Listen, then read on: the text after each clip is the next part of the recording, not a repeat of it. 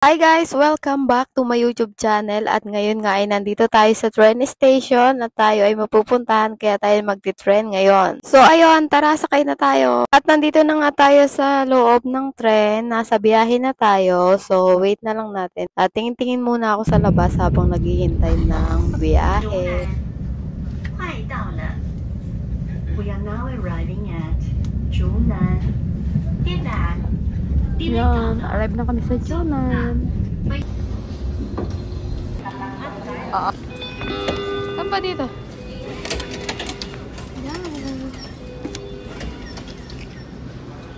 Yan, tapos sasakay kami ng taxi. Ayan guys, nandito kami sa Mabuhay Beauty Lands at ready na kami magpaganda. Papakita namin sa inyo anong gagawin sa amin kung may gaganda pa. Yan, nandito kami sa bahay nila. Inintay lang namin na lumabas si ate. Pinoy din ito, kaya punta na kayo dito.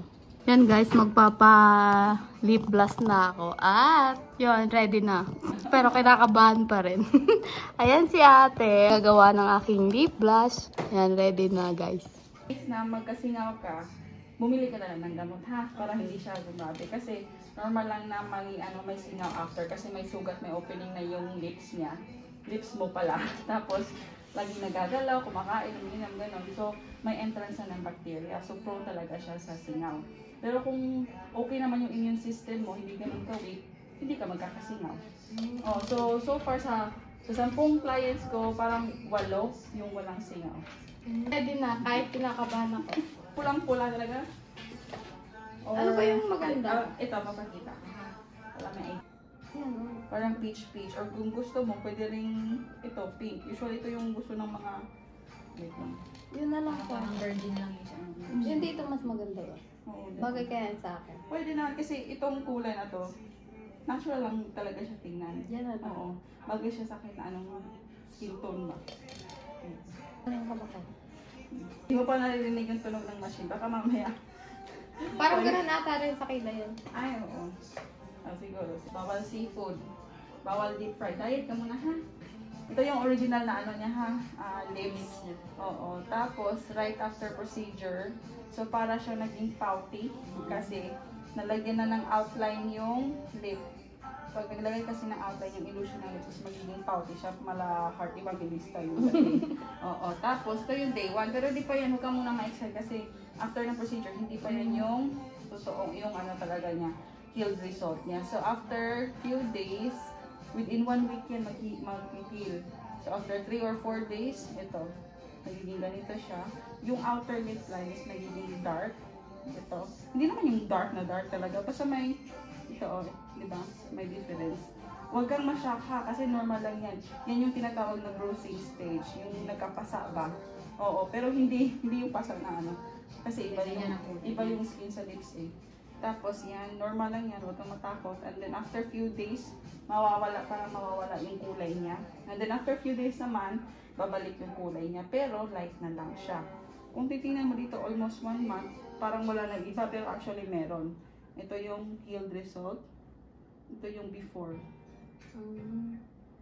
Diba? May konting pigment na kumapit. Para lang, ano lang, very subtle lang yung difference niya. Pero may difference siya.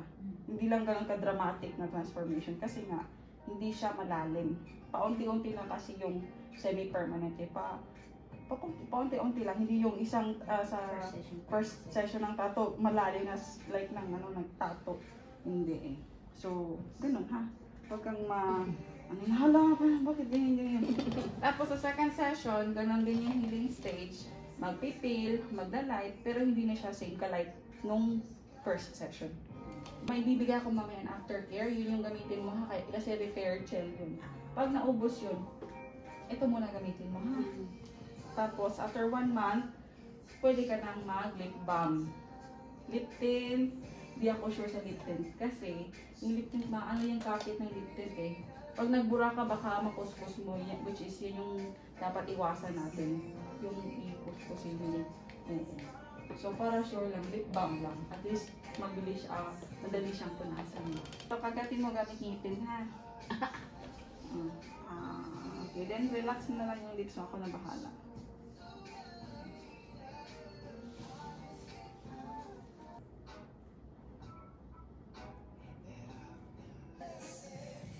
Kung masakit siya, may minimal pain ha. Good night Philippines.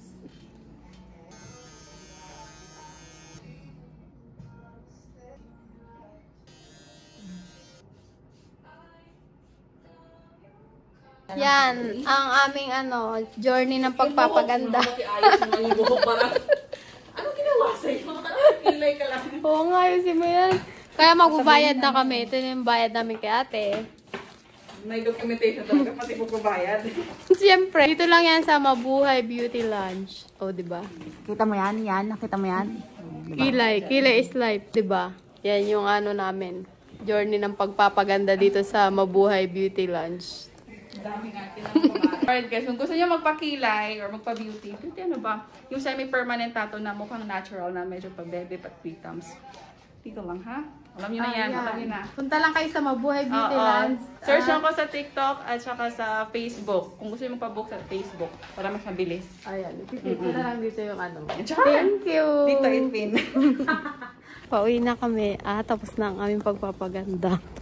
Pabalik na kami ng dorm at yun, please like, share, and subscribe to my YouTube channel. Bye!